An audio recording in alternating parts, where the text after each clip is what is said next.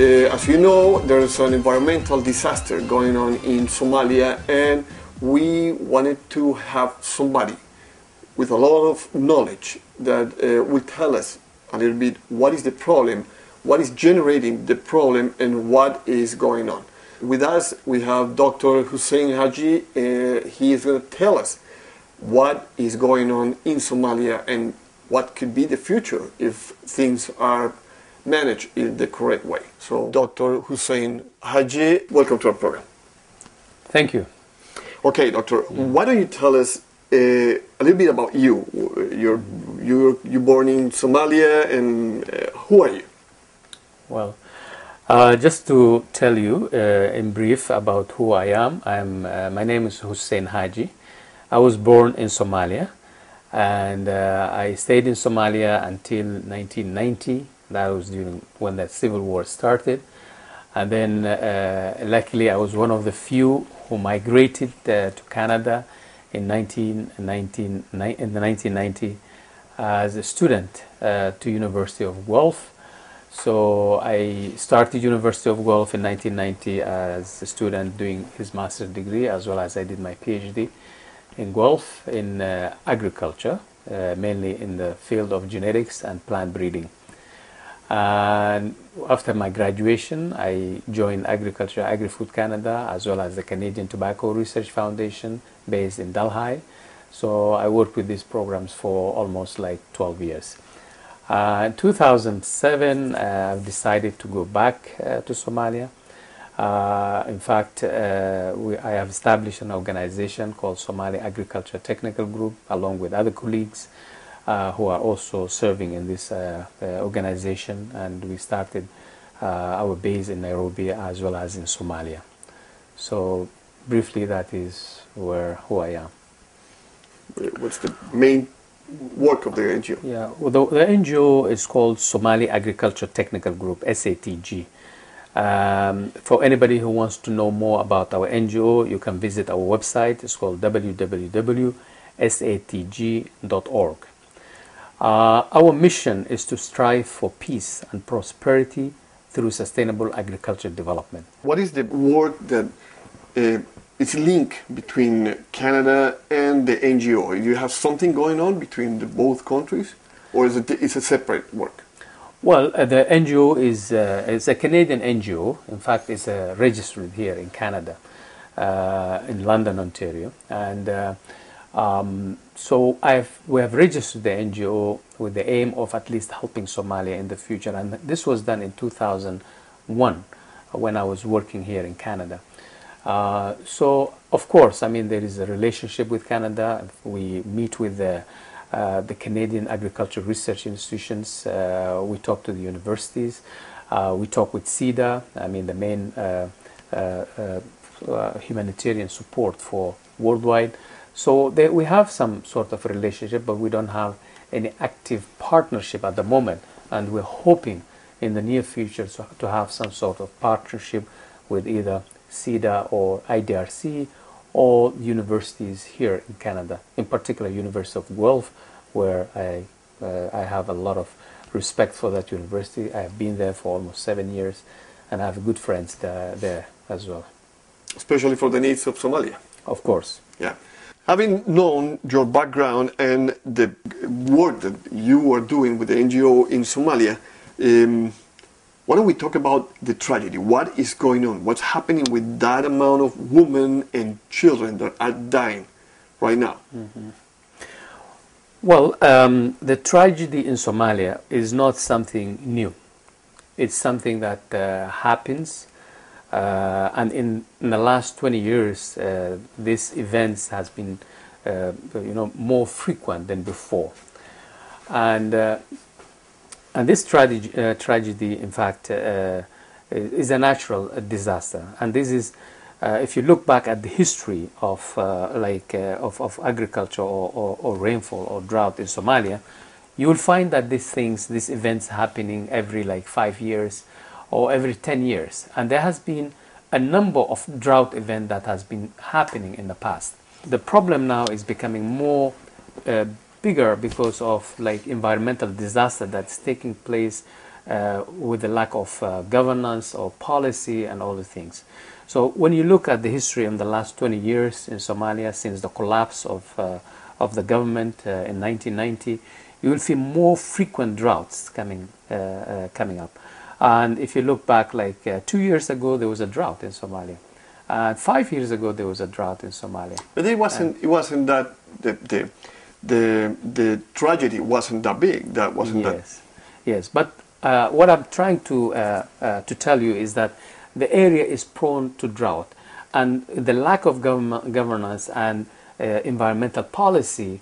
So this is really exacerbating the problem, because the drought was like more of distance apart, but now it's getting more shorter in frequency. Yeah. But this drought in particular, what's happening today, is something that has not been seen in the last 60 years. As you can hear, Dr. Hussein, the situation is something that didn't happen over the past 60 years, as you were telling us. We'll be back in one moment. Bernie's Bar and Grill, a family-oriented restaurant with a section sports bar ambience. Our excellent service, combined with great tasting food and original recipes, will create great and fun, unforgettable moments. All-you-can-eat Sunday brunch buffet in our locations in Byron and Sherwood. Our services ensure that everyone in the family look and feel their best. Our spacious, modern, and friendly atmosphere welcomes both male and female clientele. Escape from the everyday stress into a peaceful and relaxing experience at Studio 99. Okay, we're back in our program, and again we continue with Dr. Hussein, who's telling us what is the situation in Somalia, and later on we're going to talk about a little bit of what could be the solution and how can you help all these people who are really in need. So, okay, Doctor, so you were telling us a little bit about what's the situation right now. Well, I was talking about the current crisis and how it evolved and how it happened. And as I said, this is not a new event. It has been happening in the past, and it will happen in the future. And we need to prepare for this, for the future as well. So I was talking about the seasonal pattern in Somalia, where we have two main growing seasons. One is called short rainy season, and one is a long rainy season. So what happened in the last year, the short rainy season failed completely. And there was no crop, and there was a drought, and the animals started dying. And then that's followed by like 2 month gap, and then the long rainy season. So the long rainy season also failed. So now when you have a situation where you have 2 consecutive rainy seasons failing, so that is a recipe for a disaster. Absolutely. So exactly that's what happened. The condition now we are in now is the failure of 2 consecutive seasons. But then there are also other factors that I should mention here, is that lack of governance in Somalia also has its impact in no country that will at least get ready and prepare for all these kind of things that will be happening. And also the environmental degradation that's taking place in the absence of a governance. So all these things are factors contributing to this drought. In fact, could you give us some example of those? Well, the example is, for example, like in the environmental disaster aspect. Water is a cycle, is a cycle that happens.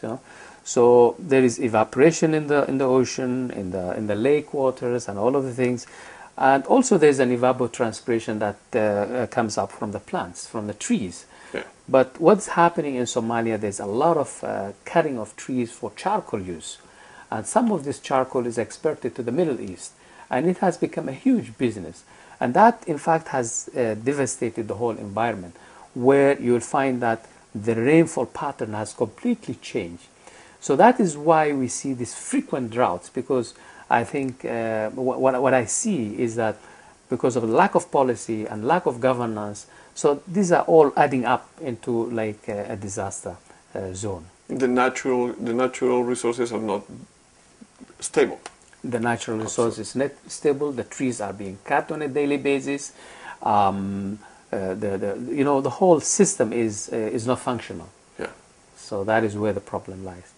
So now, since we had two rainfall failures, so that resulted in completely failure of crops, no harvest, and as a result of that, that's what we see now.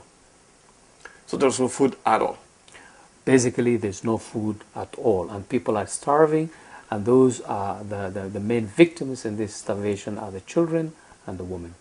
Okay, you were telling us behind cameras about what is going on in the other side, for example, with the animals, as the animals are one of the biggest industries in Somalia.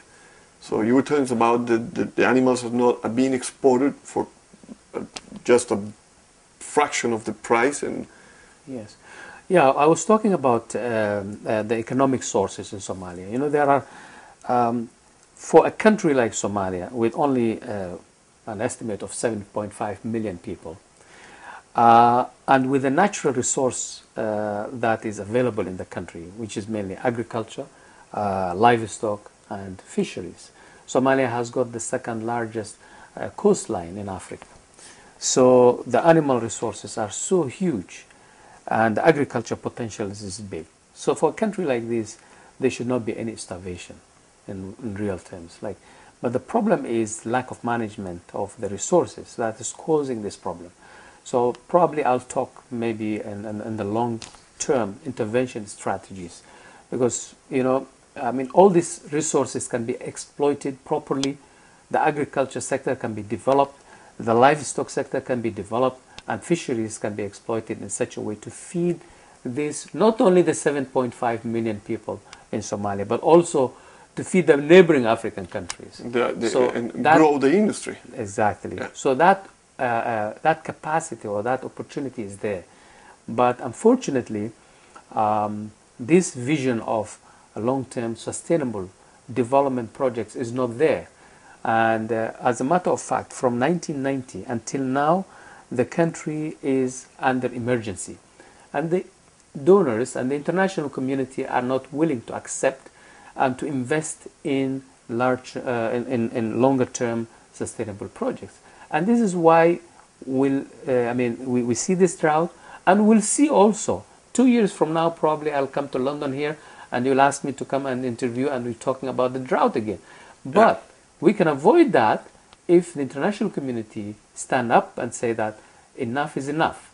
We have reached to an end of this, and there are resources that can be developed. Let us engage in long-term sustainable projects. We're going to go for a short break, and when we come back, Dr. Hussein is going to tell us what is the situation, specific situation that is happening right now. So we'll be back in one moment. Bernie's Bar and Grill, a family-oriented restaurant with a section sports bar ambience. Our excellent service combined with great tasting food and original recipes will create great and fun, unforgettable moments. All-you-can-eat Sunday brunch buffet in our locations in Byron and Sherwood. Our services ensure that everyone in the family look and feel their best.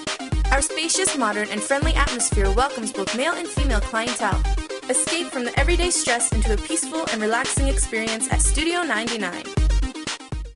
Okay, so going back to the problem, to the tragedy, before we go to the long-term strategies. Well, what is happening exactly, what I said, like earlier, the lack of rains for the 2 consecutive seasons resulted in complete failure of crop production. So that means, most of the people that are affected now, they were in the agriculture areas, in the Bai region, in Bakol, and in the Lower Shabelle and in Middle Shabelle area.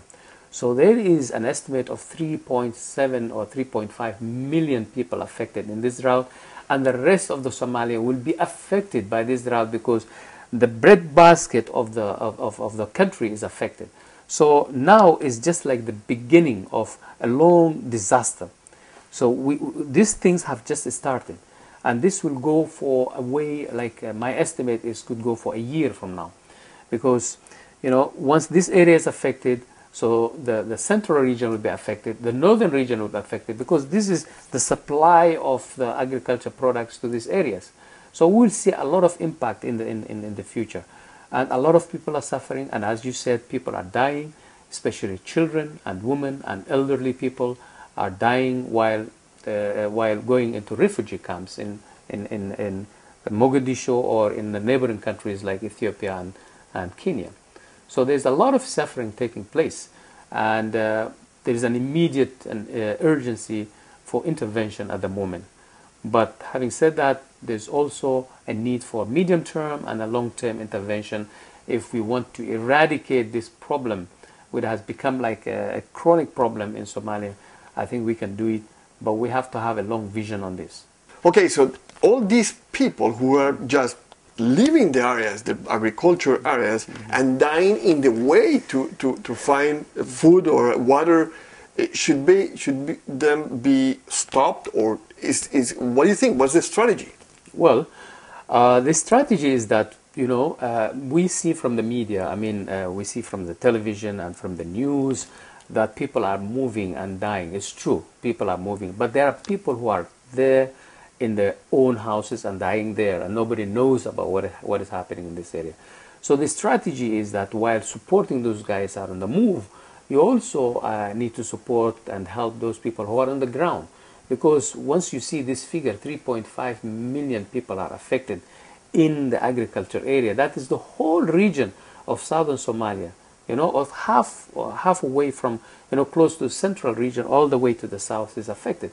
So that means there is a need of huge intervention at the village level, at the family level. So people, or international NGOs and the donors with all their support, they have to get into the ground and support all these families who are in dire need, because these are the ones who are able to migrate. They migrated, but there are elderly people, children who cannot move. Yeah. So and we don't see that in the news. You don't see that. We see only the people who are moving. Exactly. So I think in the immediate future, probably you will hear more about people dying, because these are the ones who are left behind, and there is no support getting into their areas. Okay, as you can hear, Dr. Hussein, the situation is really, really in a bad shape, especially knowing that there's too many people. There's more than 1 million people still in their houses and not having the aid that are arriving to the country.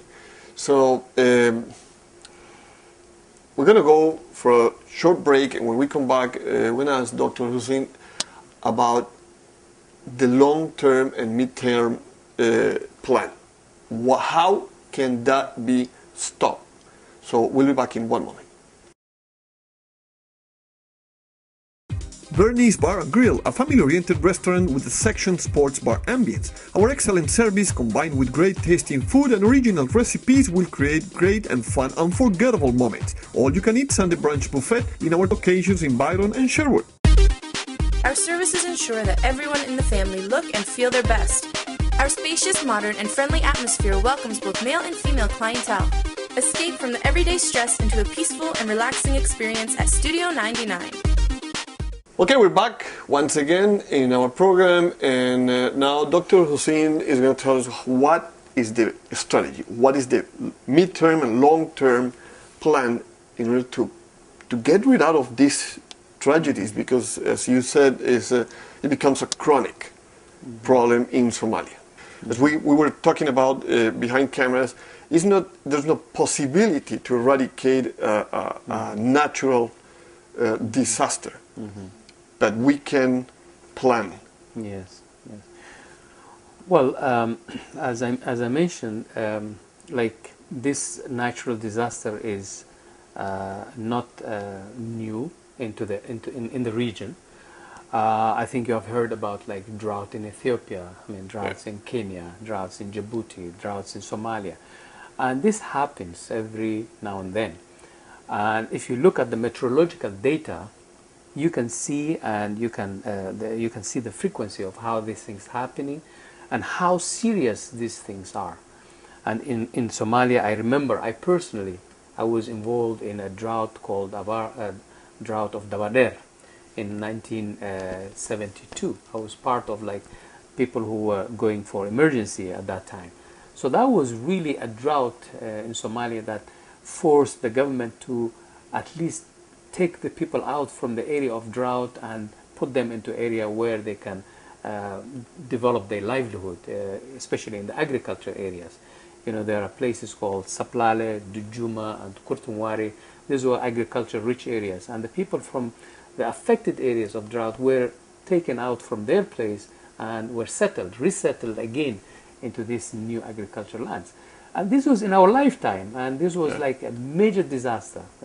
And then that was followed by many other droughts, which were, some of them had like short impact, and some of them had a bigger impact, you know. So, yeah, looking at this historic data, it will tell you that probably 5 years from now, we may hit a drought. Another one. Or 10 years from now, we may hit a major one. So the strategy is how to overcome this. I mean, you cannot stop this. It will happen. But what we need to do is to plan properly in such a way that we can utilize our resources, especially the resources that I mentioned to you in the agriculture sector, the livestock sector, as well as the fisheries sector, in such a way that there can be produced a surplus. You know, in Africa, unlike Canada and the USA and European countries, the farmers, they produce, you know, in, let's say, in cornfield, in maize field. If the farmers in Ontario are listening to this program, they will be shocked. You know, they produce, the farmers in Somalia and in Africa, they produce 1 ton per hectare.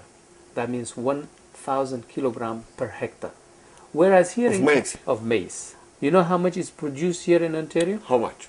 They can easily, the farmers here, they can produce 9 to 10 tons per hectare. Oh my God. And how much we're producing in Africa? 1 ton. 1 ton. So, now here in strategy. The strategy is, even if we just double that, make it 2 tons. Yeah. Don't aim for 9 tons. Just aim for 2 tons or 3 tons. So you're producing double the production of that country. Am I right? Absolutely. It's not a difficult task. Yes. And now by developing a storage system, a good storage system, you can store and prepare for the drought that will be coming, that you know that drought will come. So you can prepare for that, as well as you can also exploit the other natural resource base, which is the livestock. I mean, if the livestock sector is developed in such a way that you can do all the processing, the slaughterhouses, the byproduct businesses, and all the things, so you can utilize this. Now, what's happening in Somalia? We're exporting live animals for $25 to $35 per goat, like for example, that's exported to the Middle East countries, where when it goes to the end destination, it's sold for $150 per head. So you can see a huge gap in economic sector development, where, you know, if you have the infrastructure for good slaughterhouses, good feeding systems for livestock, you know, livestock feeding system, so that can help the economy, and in such a way that you can at least save for the future, so that drought can become a history rather than something that comes back again and again. I think this is a lot of information that most of us didn't know, and the image, the picture we have from the actual problem in Somalia, for many of us is completely different now. As we know, there's few other stuff going on in the country. It's not the major issue, the major cause of the problem. The Canadian government has been always generous. The Canadian people have been very generous to the Somalis. Here, I was one of those who were welcomed, got the training here in Canada, and I served here in Canada, and I'm very proud of being a Canadian. And I'm really proud to say that, you know, at least those who are product of Canada now are going back to the country and contributing to this nation and to this drought and to the agriculture sector in general. So I hope more to come from the